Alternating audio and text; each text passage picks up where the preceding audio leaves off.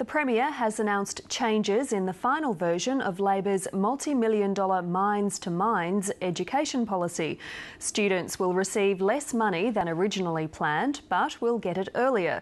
Anna Bligh was in Rockhampton on the second day of the state election campaign. Here's political reporter Chris O'Brien.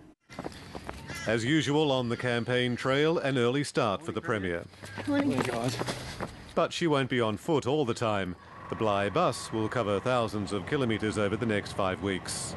It's quite a bus. Today it took Ms Bligh and the Education Minister to school, where the big kids visited a prep class.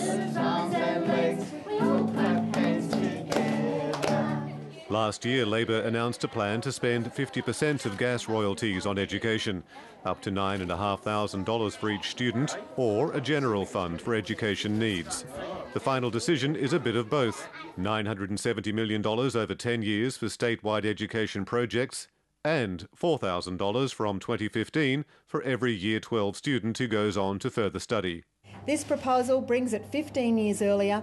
It represents the best of our thinking and that of Queensland families. And Labor has promised $7.5 million over 3 years to keep the Gold Coast's police helicopter.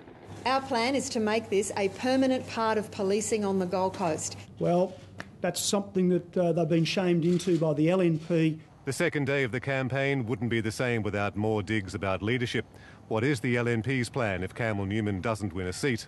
But does anybody on the Labor side have any leadership ambitions? Cue the Premier to get stuck in about the LNP. And frankly, it's a smorgasbord.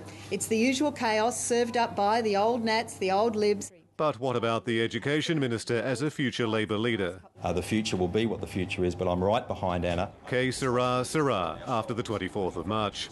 Chris O'Brien, ABC News, Rockhampton.